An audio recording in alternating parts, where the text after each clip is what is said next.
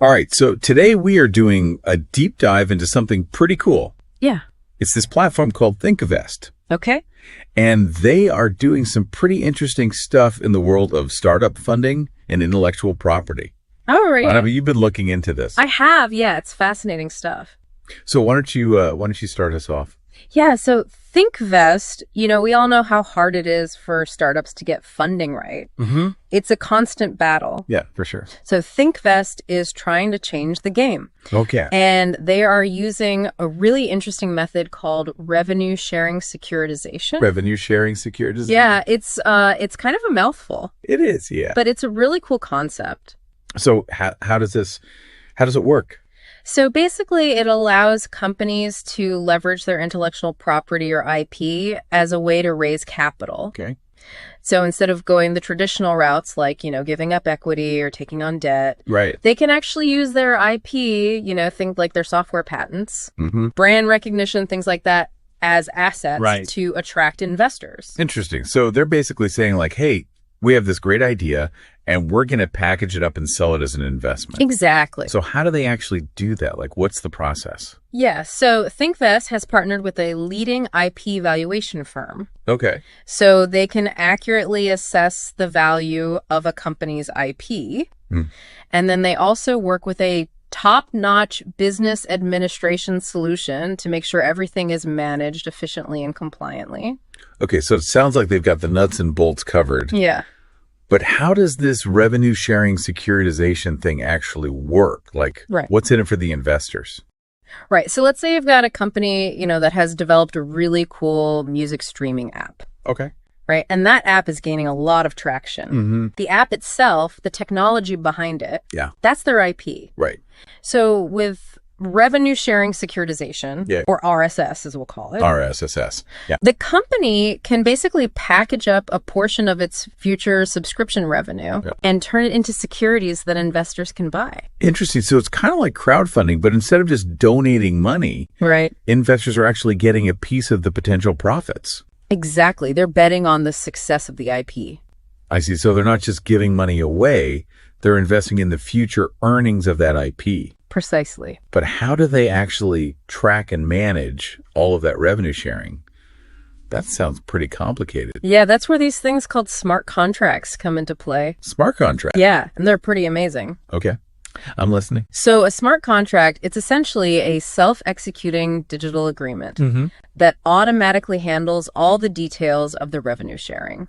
Oh, So, for example, let's say someone subscribes to that music streaming app we were talking about. right.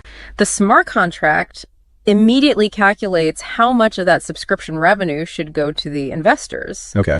And it automatically distributes those funds directly to their digital wallets. Wow. So there's no need for manual tracking. Nope. It's all automated and transparent. That's pretty impressive. Yeah. It sounds like this could be a real game changer for startups who, as we said, always struggle to get funding. Right. They don't have to give up control of their company or take on a ton of debt. Exactly. It's a non-dilutive form of fundraising, Non-dilutive. which is a big deal for these startups. But what about the risk for investors? Yeah. What if the app doesn't take off? Right. So like any investment, Yeah. there is always a risk. Of course. So the investors are kind of banking on the company's ability to grow and generate revenue. Exactly. And they're betting on the future value of the IP. Okay. So we've got these digital contracts. Yeah. We've got future revenue streams. This is starting to sound a little bit complicated from a legal standpoint. How does ThinkVest ensure that everything is set up correctly and managed securely? Right. So that's where they use something called a special purpose vehicle, or SPV. SPV. Yeah. And it's basically a separate legal entity that is created specifically for this type of investment. Okay. And it's typically structured as a Delaware Series LLC or corporation. So it's kind of like a container for the investment to keep everything organized and legal. Exactly. It provides a clear framework for managing the investment, mitigating risk for both the company and the investors. Okay. So the SPV ensures that everything is operating within, legal and regulatory boundaries. Precisely.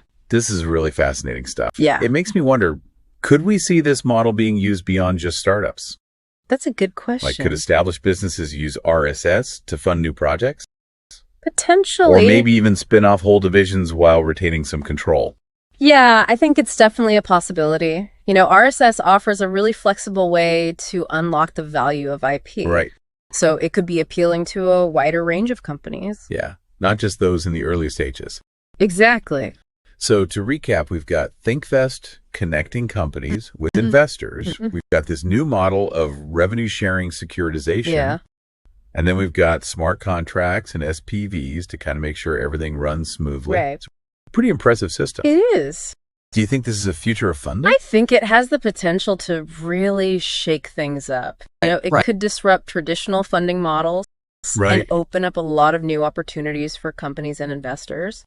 Absolutely. Really interesting concept that I think we're going to be hearing a lot more about in the coming years. I think so too. And, it makes me think, what kind of impact could this have on the economy as a whole? Could it democratize access to capital, allowing smaller companies to compete more effectively? That's possible. Yeah, it's definitely something to think about as we see how this whole space evolves. For sure, it'll be interesting to watch. Well, this has been a fascinating deep dive into ThinkVest and revenue sharing securitization. Yeah, it really has. And I encourage all of you listening to learn more about this model and how it might be shaping the future of investment. Definitely worth exploring. All right. Thanks for joining me on this deep dive. My pleasure. And until next time, keep innovating. Take care.